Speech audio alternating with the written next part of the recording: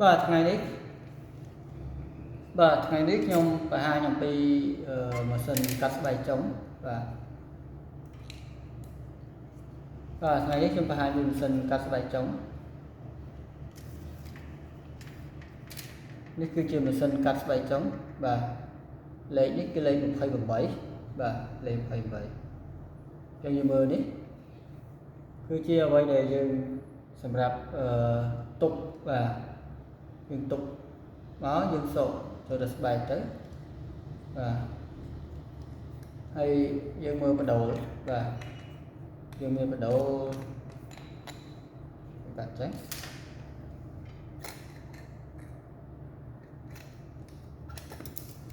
នេះគឺយើងសម្រាប់ការពារបាទយើងការពារ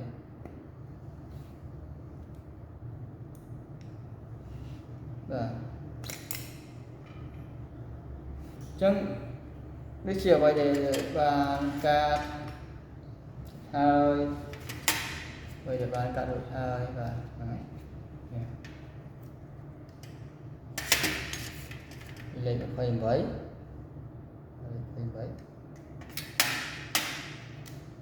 លេខ22បាទលេខ28ហើយយើងមើលនេះលេខ28បាទ26 28ដូចគ្នាបដូលបាទសម្រាប់ទុកបាទនេះគឺលេខតូចទេបាទក្បាលលេខ15បាទហើយកន្លែងទុកនេះហ្នឹងហើយនេះលេខតូចទេលេខ22បាទលេខ22នេះបាទ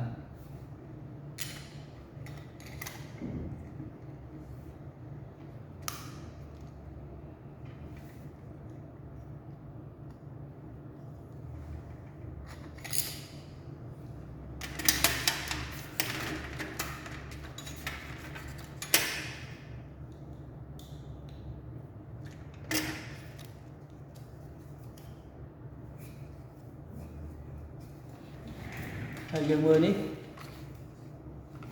គឺជាទំហំបាទទំហំណាទំហំនេះគឺយើងចាប់ពីលេខ12មានលេខ12តូចនេះលេខ14លេខ16លេខ18 22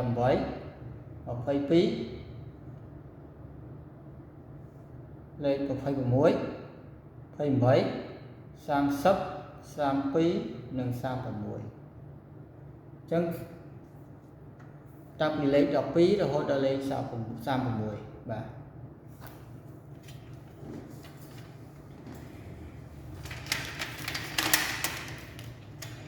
សំណួរសួរថាតើហេតុអ្វីបានយើងត្រូវកាត់ស្បែកចុងចឹងចំពោះកុមារបើសិនជាតកតមួយកុមារគឺគាត់មានស្បែកចុងរបស់គាត់នឹងរឹតចិត្តខាងមុខណាបាទចិត្តមុខទេអញ្ចឹងជាការដែលគាត់នោមមកគឺប៉ោនោមមកស្ទះប៉ោងចេញបាញ់ឆ្វាច់ទូហ្នឹងតបមកយើងបន្ទាប់ពីបាញ់ឆ្វាច់ទូហើយនៅមានតំណក់តក់ហើយអត់អស់ទេហើយគាត់មើលប៉ោងហើយបានគាត់បាញ់ទៅបាទនេះថាការដែលបាញ់ពីខាងក្នុងមកវាត្រូវទប់ជាមួយស្បែកហ្នឹងរុនដោយសាររុនទូចពេកអញ្ចឹងតកតមួយរុនហ្នឹងធ្វើឲ្យស្ទះនៃការគាត់បាញ់នោមចេញក្រៅទី2គឺធ្វើឲ្យទឹកដក់នៃទឹកនោមហ្នឹងដក់នៅក្នុងក្បាលហ្នឹងខាងក្រោមហ្នឹងខាងក្នុងហ្នឹងគឺធ្វើឲ្យអាលៀកអាចទៅហើមលមាស់ឈឺហើយករណីសង្គ្រោះបន្តមែនទេបើតែគាត់ហើមខ្លាំងឈឺខ្លាំងគឺគាត់រឹបក្បាលហ្នឹងរឹបក្បាលហ្នឹងធ្វើឲ្យគាត់ឈឺចាប់ខ្លាំងហើយចុងហ្នឹងគឺហើមក្រហមបាទអញ្ចឹងករណីដែលហើមក្រហមឈឺខ្លាំងនោមអត់ចេញគឺត្រូវតែកាត់ចុងជាបន្ទាន់ហើយបើកុមារត្រូវតែដាក់ថ្នាំគេងដើម្បីគ្រូពេទ្យអាចធ្វើការចាក់ថ្នាំស្ពឹកបន្ថែមហើយនឹងឲ្យគាត់គេងបាទហើយសំណួរសួរថាមនុស្សធំវិញយ៉ាងម៉េចដែរ មនុស្សធំអត់ត្រូវការថ្នាំសណ្ដំទេបើកុមារចាប់ពី14 15ឆ្នាំ13 14ឆ្នាំដែលអាចនិយាយគ្នាបានច្បាស់ណាស្ដាប់គ្នាបានណាត្រូវការចាក់តែថ្នាំស្ពឹកទេហើយថ្នាំស្ពឹកហ្នឹងមិនចាក់កន្លែងមេហ្នឹងទេគឺចាក់កន្លែងគល់យើងចាក់គល់ទៅយើងឲ្យគាត់ស្ពឹកតាមមេហ្នឹងទេមកដើមហ្នឹងទេបាទ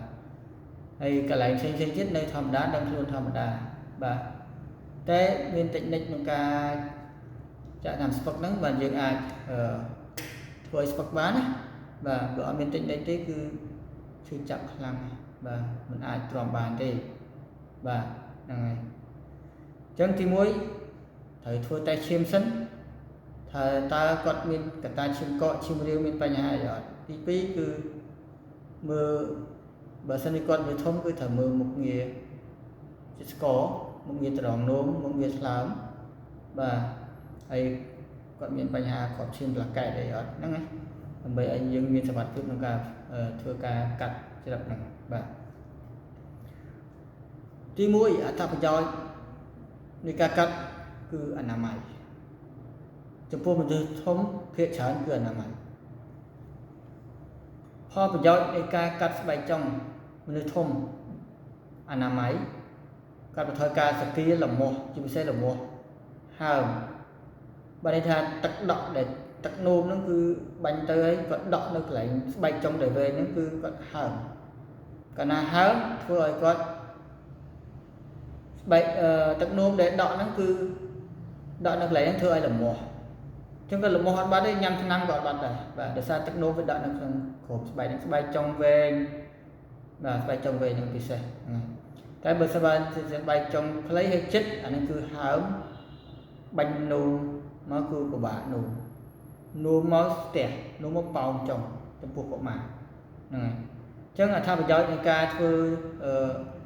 កាត់ស្បែកចុងនេះពីមុនគឺកាត់ដោយដៃមានការដេរបាទហើយមានការ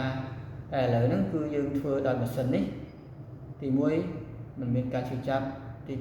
2មិនមានឈាមទី3គឺការដេរអូតូម៉ាទិកអត់ត្រូវការចេះដេរទេគឺដេរដោយ clip ដោយ clip នេះឯងបាទហើយគឺកាត់បន្ថយនៃការហើមការឈឺបាន 50-60% នៃការប្រៀបធៀបនឹងការកាត់ដោយដៃពីមុនក៏ខ្ញុំកាត់ឲ្យអ្នកជំងឺដោយដៃដែរប៉ុន្តែឥឡូវយើងប្រើម៉ាស៊ីនទំនើបដោយសារវាខ្លីរយៈពេលនៃការធ្វើលឿនឆាប់ជាការឈឺចាប់តិចតួចមិនមានឈាមមុខកាត់ស្អាតហើយអ្វីដែលសំខាន់បំផុតគុណភាពបានយូរបាទហើយដែលបានយូរព្រោះពីមុននៅខាងក្នុងចេញមកក្រៅម្ដងគឺ sensitive រញូតខ្លាំងតែនៅពេលដែលមកខាងក្រៅស៊ាំនឹងខាងក្រៅហើយគឺកាត់បន្ថយអារញូត sensitive នឹងបានច្រើនដល់ពេលអញ្ចឹងគុណភាពជាងមុននៅបានយូរជាមួយដៃគូបានយូរជាងមុនអញ្ចឹងសារៈប្រយោជន៍នៅជាមួយដៃគូបានយូរជាងមុនបាទហើយក៏អាចរីកទំហំដែរដោយសារអីគាត់អត់ត្រូវបានគ្របដោយសារស្បែករឹតបន្តឹងគាត់ទេអញ្ចឹងគាត់នៅខាងក្រៅគាត់លូតជាងមុនអញ្ចឹងនេះជាអត្ថប្រយោជន៍សំខាន់ប៉ុន្តែសំខាន់មួយទៀតគឺអនាម័យនិងការកាត់បន្ថយជំងឺឆ្លងរោគកាមរោគអេដស្វាយបំបេះអីសេមាត់អីហ្នឹងបាន 60% បើតាមអង្គការ WHO បាទសូមអរគុណ